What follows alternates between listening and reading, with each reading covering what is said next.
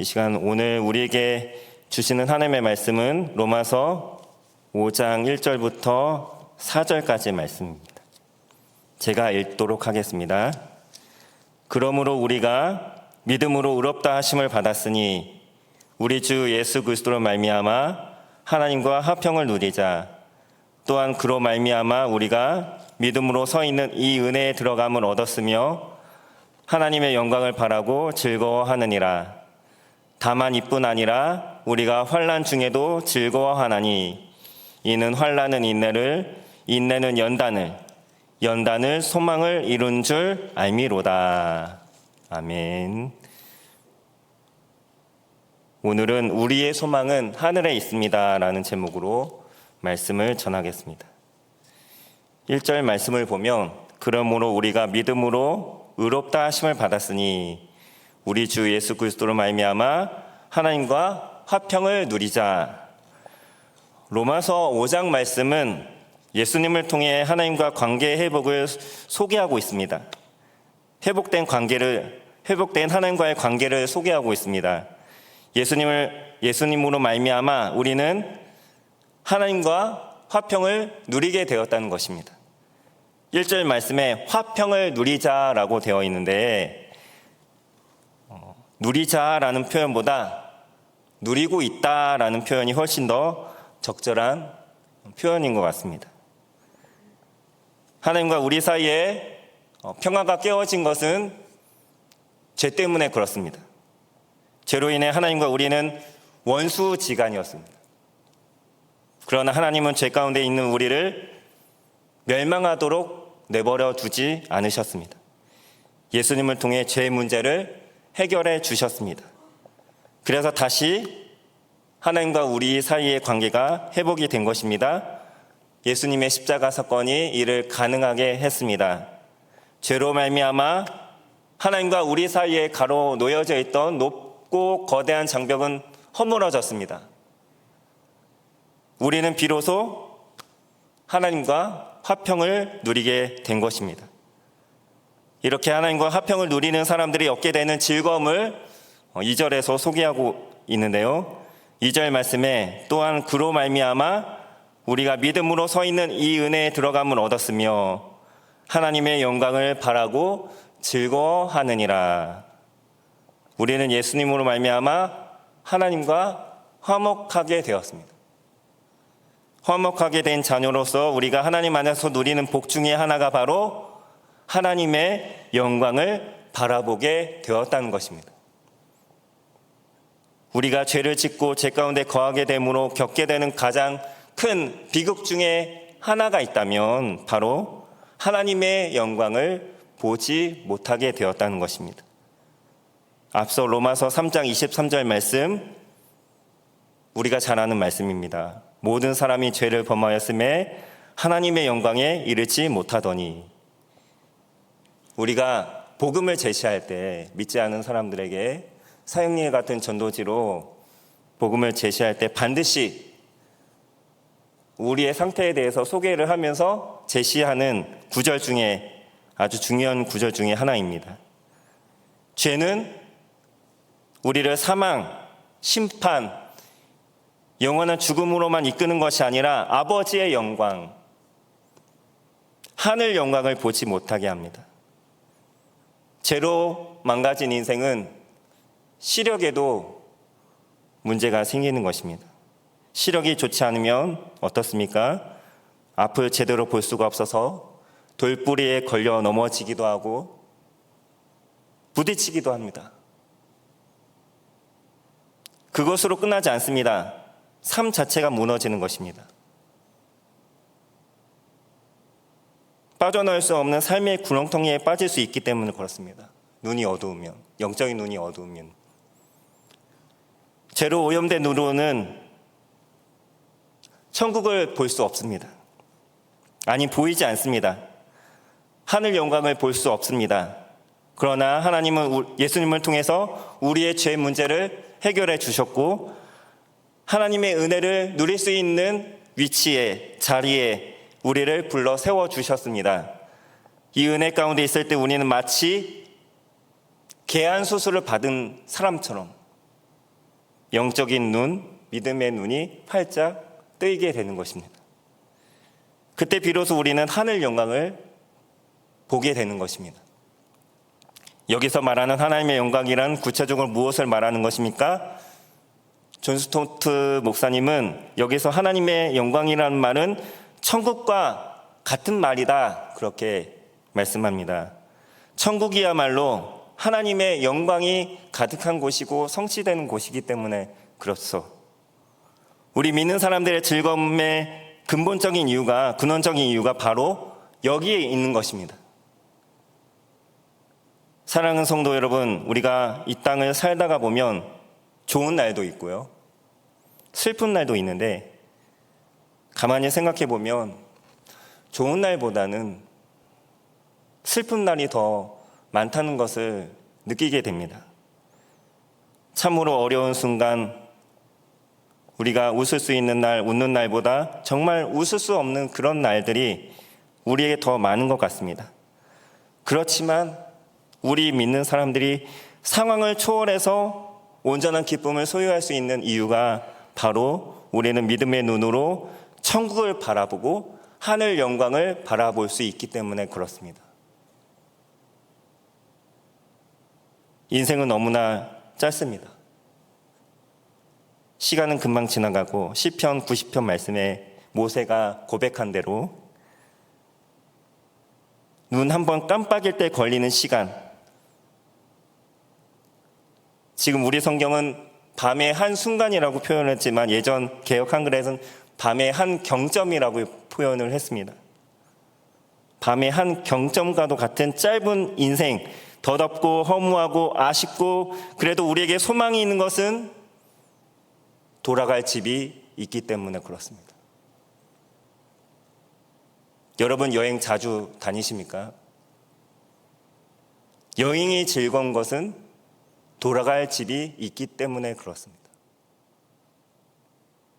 돌아갈 곳이 없이 20년, 30년 이곳저곳 돌아다닌다고 한번 생각을 해보십시오. 그 사람은 여행자라고 말할 수 없습니다. 거린이죠, 거린. 방랑자.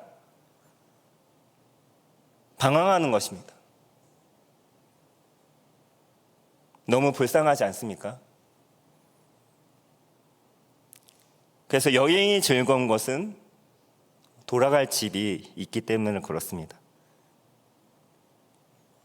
우리가 하늘 영광을 바라볼 수 있는 이 즐거움은 대단히 안정적입니다. 내 지금의 감정과 기분과 상태와 상황에 전혀 영향을 받지 않습니다. 2절 말씀에 이 은혜에 들어감을 얻었다, 이 말의 시제는 완료 시제인데 이미 우리는 은혜에 이미 들어갔고 그 결과는 계속 지금도 지속이 되고 있다라는 뜻입니다. 앞으로도 될 것이다. 앞으로도 그 효과가 지속이 될 것이다. 그 은혜가 지속이 될 것이라는 말입니다. 우리는 예수 믿고 곧장 하늘 영광 천국에 들어가는 것이 아니죠. 우리는 여전히 이 땅 광야 같은 이 험악한 세상에 두 발을 딛고 살아가고 있고요. 우리는 세상을 살아가면서 어떤 좋은 일과 기쁜 일로 기쁨과 평안을 누리다가도 때 아닌 어려움이 갑자기 우리에게 밀어닥치면 언제 그랬나는 듯이 표정이 일그러지고 두렵고 불안하고 무서운 감정이 우리의 기쁨과 평안을 빼앗아가 버리고 맙니다. 그러나 우리가 하나님 안에서 누리는 화평함과 즐거움은 그렇게 내 상황에 따라 좌지우지 되는 것이 아닙니다. 내게 있는 것이 아니라 그 기쁨의 근원이, 그 즐거움의 근원이 내게 있는 것이 아니라 하나님께 있기 때문에 어떤 상황에도 흔들리지 않습니다. 3절과 4절 말씀에 다만 이뿐 아니라 우리가 환난 중에도 즐거워하나니 이는 환난을 인내를, 인내는 연단을, 연단은 소망을 이루는 줄 알미로다. 마지막 부분에 알미로다. 믿음은 아는 것입니다. 죽어서 천국에 간다는 것을 알고 있고, 비록 이 땅에서 우리가 살아가는 과정이 힘들고 어렵고 이해할 수 없는 일들이 막 내게 닥쳐오고 죽을 것 같다 하더라도, 아니 죽을 수도 있죠. 그럼에도 그 끝은 너무나 영광스럽다는 것. 소망의 나라에 나는 더 나은 모습으로 들어가게 된다는 것을 아는 것입니다. 이 안다는 것의 의미를 쉽게 말씀을 드리면, 우리나라가 월드컵 축구를 하는데 일본에게 2대1로 이겼다는 소식을 누군가로부터만 듣고 본 경기는 보지 못하고 그냥 잠자리에 들었습니다. 다음 날 아침에 TV에서 재방송을 하는데 그 축구 경기를 다시 보여주는데 세상에 한 골을 우리가 먼저 먹었습니다. 지고 있어요. 1대0으로. 이거 지면 난리 나는데 그래도 어떻습니까? 괜찮습니다. 왜요? 이미 2대1로 이긴 것을 이미 다 알고 있으니까요. 경기를 보면서 그때 좀 잘 좀 막지 하는 아쉬움이 남아 있을지 모르겠지만, 3절 말씀에 환난 중에도 즐거워한다, 그렇게 말씀을 하고 있습니다. 하나님과의 관계를 회복한 믿는 우리가 누리게 되는 즐거움인데, 환난 자체가 즐겁다는 말은 아니죠. 환난은 너무나 괴롭고 힘든 것입니다. 그렇지만 즐거운 이유가 무엇입니까? 환난이 우리에게 주는 유익, 고난을 통해 내가 누리게 될 복을 알기 때문에 그렇습니다. 하나님께서 그런 과정을 통해 욥의 고백처럼 나를 더 순금과 같이, 정금과 같이 다듬어서 영광스러운 곳에 들어가기에, 천국에 들어가기에 합당한 자로 세우실 것을 너무나도 잘 안다, 알기 때문이다 라는 것입니다. 고난은 성도에게 특별한 것이 아니라 일상이라고 제가 지난 고난주간 특세 때에도 말씀을 드렸습니다. 다시 한번 말씀을 드리지만, 믿는 사람들에게 고난이 면제된다고 말하는 구절, 성경에 단 한 구절도 없습니다. 피할 길을 주시고 감당할 만한 어려움을 주신다고 말씀을 하고 있습니다. 오히려 예수님은 제자들에게 요한복음 16장 33절 말씀, 세상에서는 너희가 환난을 당하나 담대하라, 내가 세상을 이기었노라. 바울은 사도행전 14장 22절 말씀에서 우리가 하나님의 나라에 들어가려면 많은 환난을 겪어야 할 것이라고 그렇게 말씀하고 있습니다. 3절과 4절 말씀에 환난은 인내를, 인내는 연단을 소망을 이루는 줄 알미라. 환난은 우리가 세상에서 받는 여러 가지 고통과 압박을 가리키는 말입니다. 육체적인 고통, 질병, 경제적인 압박, 어려움, 깨어진 인간관계, 이런 것들이 우리에게 압박을 주죠.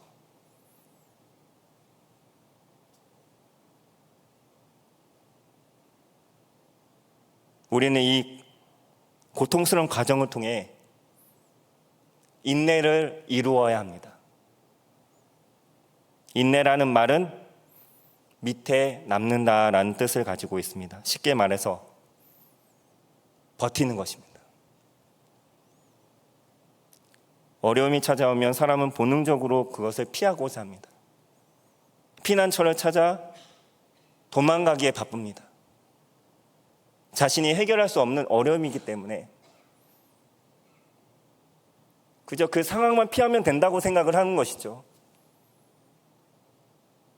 피한다고 뭔가 달라집니까? 문제가 해결됩니까? 그렇지 않습니다.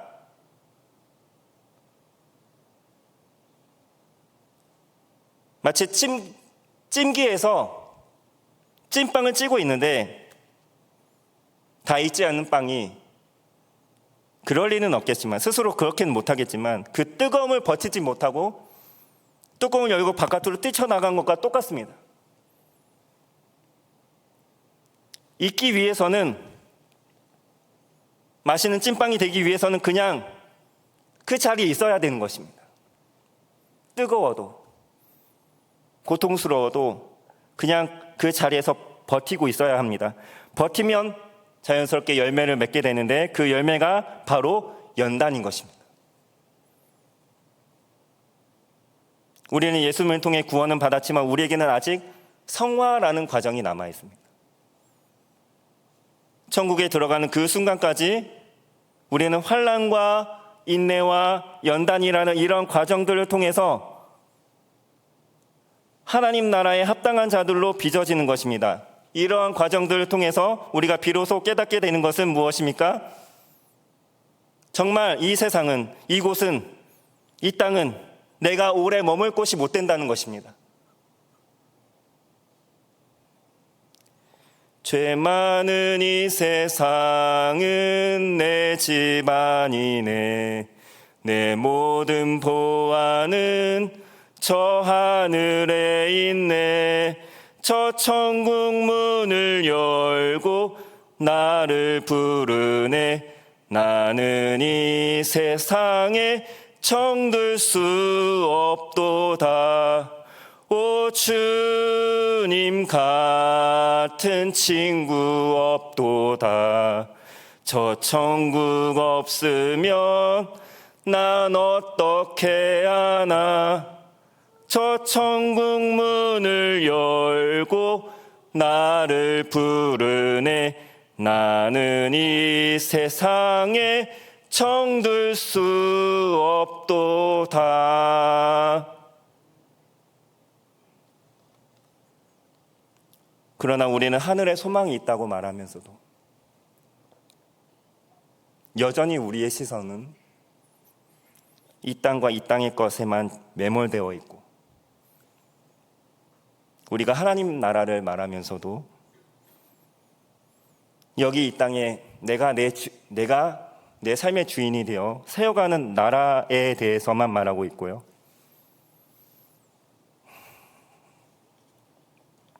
돈줄, 힘줄, 명예줄, 언제 끊어질지 모르는 썩은 동아줄을 여전히 의지하고 있는 우리의 모습입니다. 우리가 정말로 붙잡아야 할 줄은 예수 그리스도에 대한 소망의 주인 줄 믿습니다. 종교개혁자 칼빈은 우리에게 하나님이 고난을 허락하시는 이유, 우리에게 하나님께서 고난을 허락하시는 이유가 우리의 소망은 하늘에 있다는 것을 깨닫게 하시기 위해서라고 말했습니다. 이런 우리의 소망이 세상의 환난 가운데서도, 과거 로마 제국 치하에서 예수를 믿는다는 이유로 박해받고 원형 경기장에서 맹수에게 물어 뜯겨 죽임을 당하고 화형당했던 초창기 성도들의 모습을 생각해 보십시오. 세상 사람들이 보기에 정말 그들의 모습은 부끄럽기 짝이 없는 모습입니다.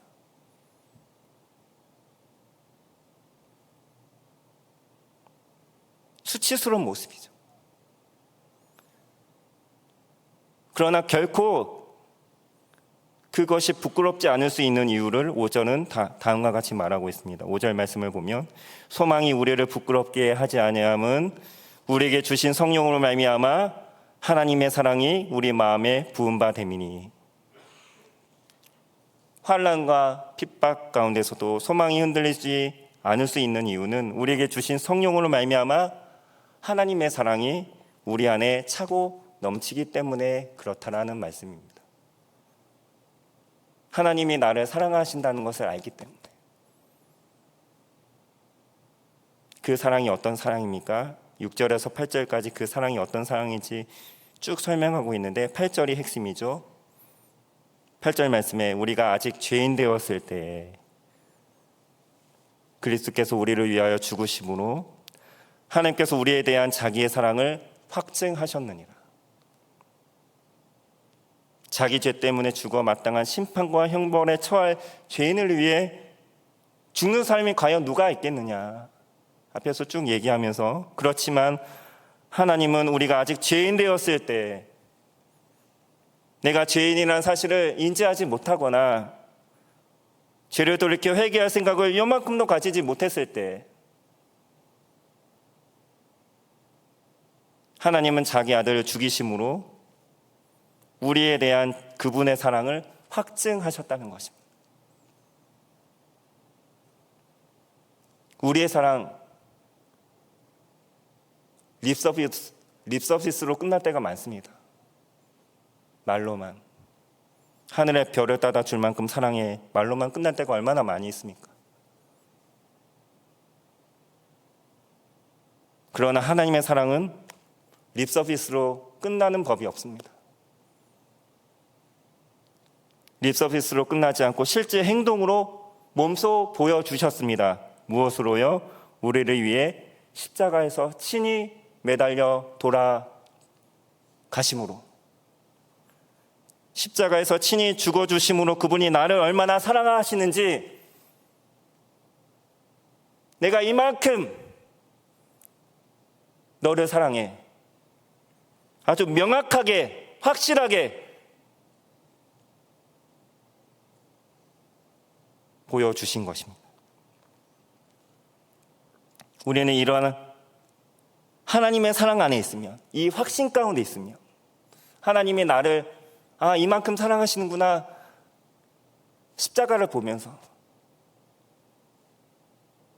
그 아들 예수 그리스도를 십자가에 내어주실 만큼 나를 이만큼 사랑하시는구나, 그 사랑을 확신하고 있으면 어떠한 상황 가운데서도 기쁨을 누릴 수가 있는 것입니다.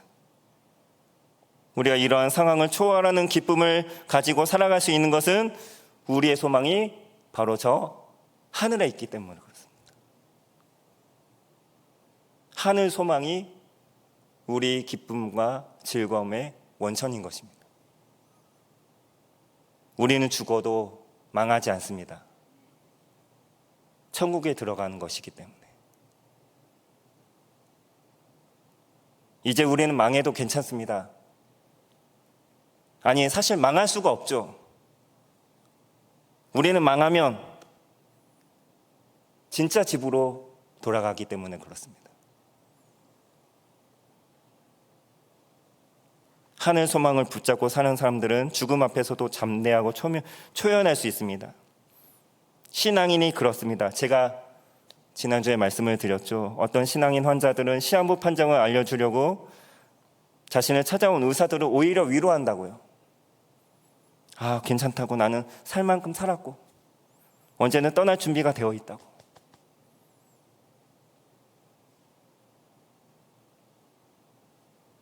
말씀을 맺겠습니다. 사랑하는 성도 여러분, 이러한 상황을 초월하는 기쁨과 즐거움이 우리 안에 충만해 있기를 축복합니다. 이것이 진짜 우리의 소망을 보여주는 것입니다. 나는 여전히 이 땅에 두 발을 딛고 살아가고 있으며 여전히 이 땅의 문제에 매번 시달리고 어려움을 겪지만 내 소망이 어디에 있는지를 확실히 보여주는 증거라고 할 수 있습니다. 우리는 하늘 소망을 확신하며 노력하고 있지만 제게 참 안 되는 것인데, 항상 밝은 미소를 잃지 않고 미소를 지으며 밝게 살아갈 줄 믿습니다. 그래야 우리의 얼굴을 보는 다른 믿지 않은 사람들이 그 소망으로 인한 기쁨을 그들에게도 우리가 전할 수 있습니다.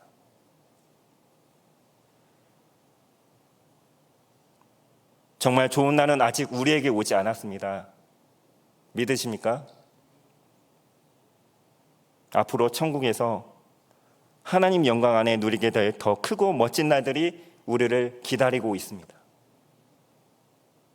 이 소망을 가지고 어떤 상황 가운데서도 하늘 영광을 바라보면서 믿음으로 승리할 수 있는 우리 모두가 될 수 있기를 간절히 소원합니다.